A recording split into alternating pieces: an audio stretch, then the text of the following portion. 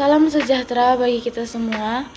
Kembali lagi dengan saya, Mei Rasmauli Simarmata, mahasiswa dari Universitas Pembangunan Pancabudi Medan. Adapun kali ini, saya akan membahas mengenai resum materi manajemen pengendalian usaha. Merintis usaha baru dan menganalisis model pengembangannya. Cara memasuki dunia usaha. Yang pertama, merintis usaha baru, yaitu membentuk dan mendirikan usaha baru dengan modal, ide, organisasi, dan manajemen yang dirancang sendiri. Membeli perusahaan orang lain atau buying, yaitu dengan membeli perusahaan yang telah didirikan atau dirintis oleh orang lain dengan nama dan organisasi usaha yang sudah ada.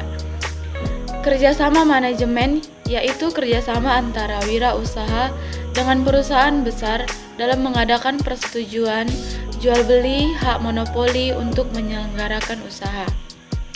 Yang kedua, profil usaha kecil dan model pengembangannya. Komisi untuk Perkembangan Ekonomi mengemukakan kriteria usaha kecil, yaitu manajemen berdiri sendiri, manajer adalah pemilik, modal disediakan oleh pemilik atau sekelompok kecil, daerah operasi bersifat lokal, ukuran dalam keseluruhan relatif kecil. Pengelolaan usaha dan strategi kewirausahaan. Yang pertama, pengelolaan usaha. Perencanaan usaha memiliki dua fungsi penting, yaitu sebagai pedoman untuk mencapai keberhasilan manajemen usaha dan sebagai alat untuk mengajukan kebutuhan permodalan yang bersumber dari luar. Yang kedua, pengelolaan keuangan. Ada 3 aspek yang harus diperhatikan dalam pengelolaan keuangan, yaitu aspek sumber dana, aspek rencana, dan penggunaan dana, aspek pengawasan atau pengendalian keuangan. Yang ketiga, teknik pengembangan usaha, yaitu peningkatan skala ekonomis dan perluasan cakupan usaha. Analisis pengembangan bisnis dan studi kelayakan usaha. Yang pertama, pentingnya studi kelayakan usaha. Studi kelayakan usaha adalah penelitian tentang layak atau tidaknya suatu bisnis dilaksanakan dengan menguntungkan secara terus-menerus. Yang kedua, proses dan tahap studi kelayakan, yaitu tahap penemuan ide atau perumusan gagasan, tahap formulasi tujuan, tahap analisis, dan tahap keputusan. Berikutnya yang ketiga, analisis kelayakan usaha dengan cara analisis aspek pemasaran, analisis aspek produksi atau operasi, analisis aspek manajemen, serta analisis aspek keuangan. Yang keempat, penyusunan studi kelayakan bisnis, dan yang kelima, evaluasi dan persiapan bisnis baru. Adapun etika bisnis dan kewirausahaan, yaitu yang pertama, norma dan etika bisnis. Etika bisnis adalah suatu kode etik perilaku pengusaha berdasarkan nilai-nilai moral dan norma yang dijadikan tuntutan dalam membuat keputusan dan memecahkan persoalan. Adapun prinsip etika dan perilaku bisnis antara lain kejujuran, integritas, memelihara janji, kesetiaan, kewajaran, suka membantu orang lain, hormat kepada orang lain, warga negara yang bertanggung jawab, dan mengejar keunggulan, serta dapat dipertanggungjawabkan.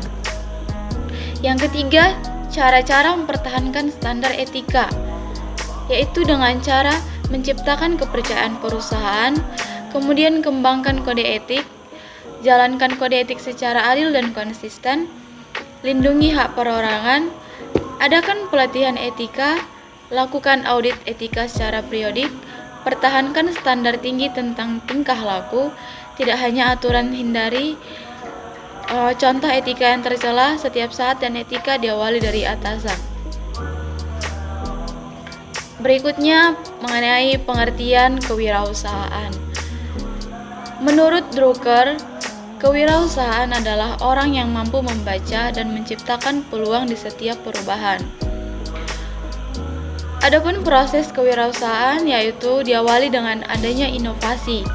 Inovasi tersebut dipengaruhi oleh berbagai faktor baik yang berasal dari pribadi maupun di luar pribadi, seperti pendidikan, sosiologi, organisasi, kebudayaan, dan lingkungan. Organisasi dan manajemen dalam mencapai tujuan organisasi yang berorientasi laba. Pengertian manajemen laba adalah upaya manajer perusahaan untuk mengintervensi atau mengaruhi informasi dalam laporan keuangan dengan tujuan untuk mengelabui stakeholder yang ingin mengetahui kinerja dan kondisi perusahaan.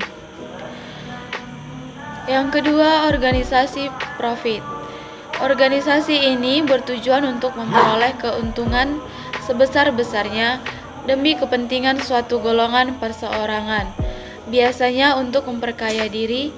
Namun ada pula perusahaan-perusahaan laba yang memiliki tujuan mencari keuntungan sekaligus melayani publik. Berikutnya pengertian mengenai laba. Menurut Hansen dan Mowon, pusat laba adalah suatu pusat pertanggungjawaban yang manajernya bertanggung jawab pada pendapatan maupun biaya. Adapun ciri-ciri organisasi profit antara lain, yang pertama, berorientasi pada laba atau keuntungan. Yang kedua, berbentuk perusahaan atau korporasi. Yang ketiga, pemegang perusahaan adalah seorang pebisnis, pemegang tunggal atau kemitraan. Yang keempat, modal benih ditanamkan dan diatur oleh pemilik atau pendiri perusahaan. Yang kelima, pendapatan diperoleh melalui penjualan barang atau jasa, baik secara langsung maupun tidak langsung. Yang keenam, laporan pernyataan perusahaan, yakni mengenai pemasukan, pengeluaran, arus kas, keuntungan, dan sebagainya telah direncanakan secara teratur dan sistematis. Yang terakhir, pendapatan atau keuntungan diserahkan ke akun modal. Adapun manfaat dari pusat laba, seperti kualitas keputusan dapat meningkat karena keputusan tersebut dibuat oleh para manajer.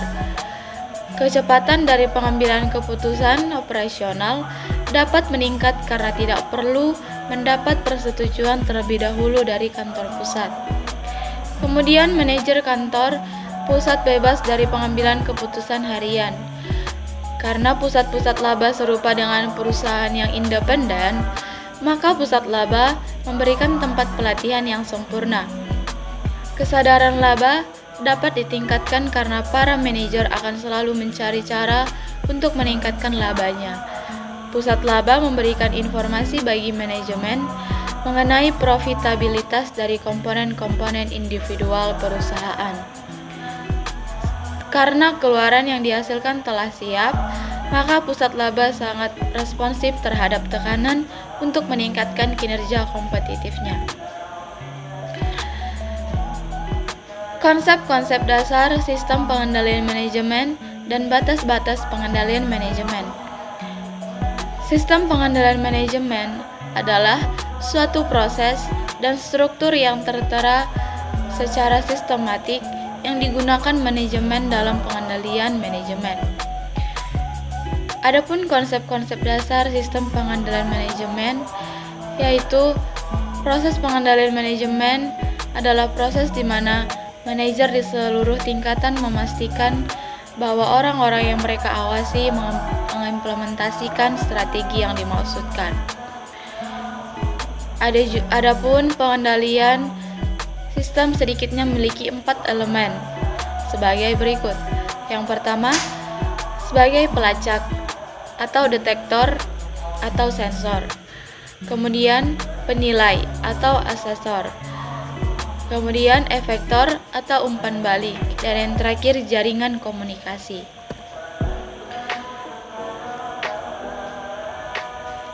Adapun pengendalian manajemen formula strategi, yaitu kebutuhan untuk memformulasikan strategi, muncul sebagai tanggapan perbedaan antara formulasi strategi dan pengendalian manajemen, di mana formulasi strategi adalah proses pengambilan keputusan strategi baru, sementara pengendalian manajemen adalah proses implementasi strategi tersebut. Pengendalian tugas. Adapun pengendalian tugas adalah untuk memastikan bahwa tugas yang spesifik dilaksanakan secara efektif dan efisien. Selanjutnya mengenai perilaku dalam organisasi, faktor-faktor yang mempengaruhi keselarasan tujuan organisasi, sistem pengendalian formal, jenis-jenis organisasi, dan fungsi pengendalian. Yang pertama, keselarasan tujuan atau goal congruence. Goal congruence merupakan keselarasan tujuan yang memiliki arti bahwa tindakan-tindakan individu yang dilakukan untuk meraih tujuan pribadi juga akan membantu untuk mencapai tujuan organisasi. Adapun faktor-faktor informal yang mempengaruhi keselarasan tujuan, ada faktor eksternal dan juga faktor internal. Faktor eksternalnya adalah norma-norma mengenai perilaku yang diharapkan di dalam masyarakat, di mana organisasi merupakan bagian dari masyarakat, mencakup etos kerja atau sikap anggota organisasi. Adapun faktor internalnya yaitu budaya yang meliputi keyakinan bersama, nilai-nilai hidup yang dianut, dan norma perilaku. Dan juga gaya manajemen yang merupakan faktor internal yang memiliki dampak paling kuat terhadap pengendalian manajemen.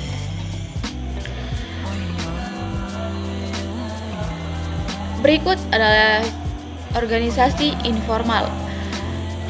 Proses pengendalian manajemen tidak dapat berjalan dengan baik apabila anggota organisasi tidak paham dan mengenal arti penting dari hubungan dalam organisasi yang bersifat informal. Persepsi dan komunikasi. Para manajer menyerap informasi dari berbagai jalur, baik formal maupun jalur informal. Adapun sistem pengendalian formal, aturan-aturannya yaitu seperangkat tulisan yang memuat jenis instruksi dan pengendalian. Ada pengendalian fisik, manual, pengamanan, dan sistem pengendalian tugas. Proses kendali secara formal, apabila hasilnya memuaskan, maka pusat tanggung jawab akan menerima umpan balik. Sebaliknya, apabila hasilnya tidak memuaskan, maka umpan balik yang diterima adalah sesuatu yang dapat mendorong pusat tanggung jawab melakukan korektif secara kemungkinan untuk dilakukannya revisi dalam rencana. Adapun jenis-jenis organisasi, yang pertama, organisasi fungsional. Organisasi ini membagi tugas sesuai keahlian atau fungsi masing-masing dan manajer bertanggung jawab terhadap tugas yang diberikan. Adapun organisasi unit bisnis, yaitu organisasi yang juga disebut sebagai divisi yang bertanggung jawab atas seluruh fungsi yang ada dalam produksi dan pemasaran sebuah produk. Unit bisnis tersebut bertanggung jawab untuk melakukan perencanaan dan koordinasi kerja dari berbagai fungsi yang terpisah. Yang ketiga ada organisasi matriks. Organisasi ini disebut juga manajemen proyek, yaitu organisasi di mana pengguna struktur organisasi menunjukkan di mana para spesialis mempunyai keterampilan di masing-masing bagian. Selanjutnya ada fungsi pengendalian.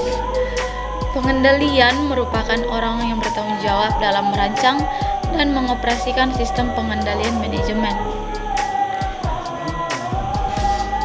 Adapun fungsi pengendalian yang pertama yaitu merancang dan mengoperasikan informasi serta sistem pengendalian.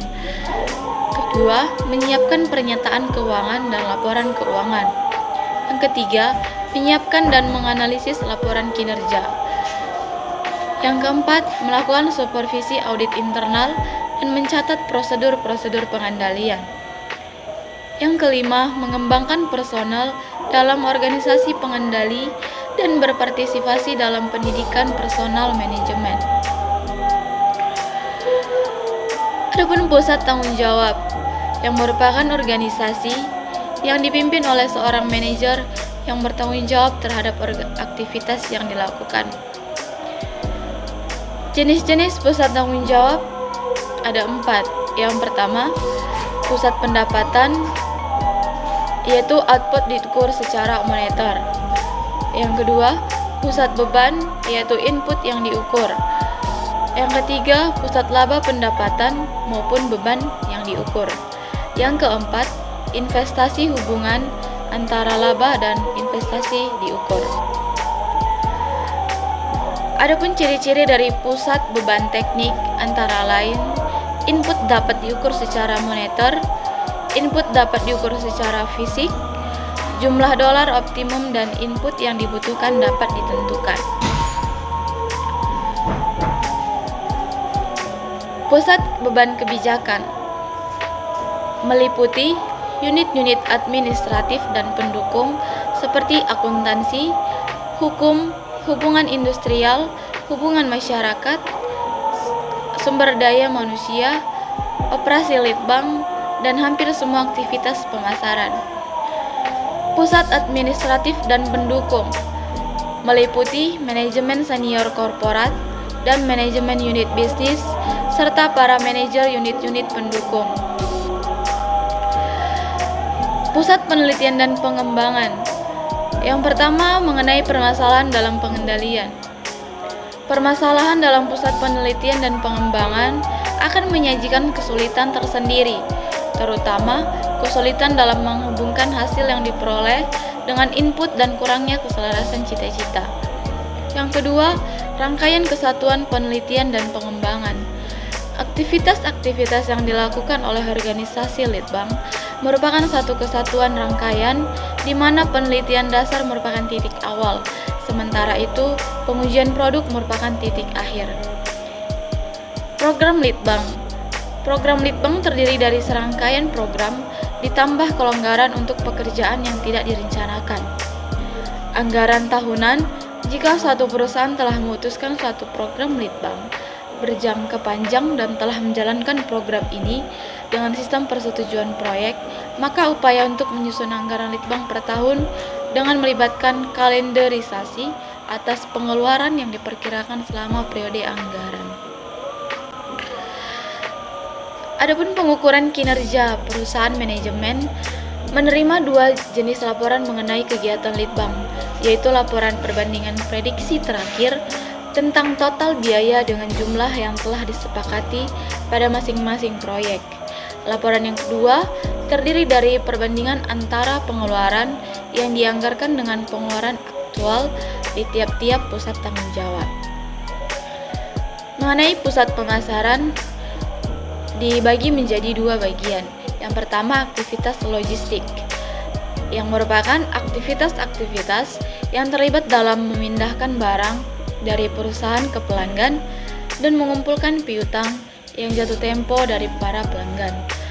Yang kedua, aktivitas pemasaran, yang merupakan uji pemasaran, pembentukan, pelatihan, dan pengawasan terhadap tenaga kerja atau sales force, periklanan, dan promosi penjualan yang seluruhnya memiliki karakteristik yang menimbulkan permasalahan pengendalian manajemen. Demikian video pembahasan kita kali ini. Semoga video ini dapat bermanfaat untuk menambah wawasan serta pengetahuan kita semua. Di akhir kata, saya ucapkan terima kasih and see you in the next video.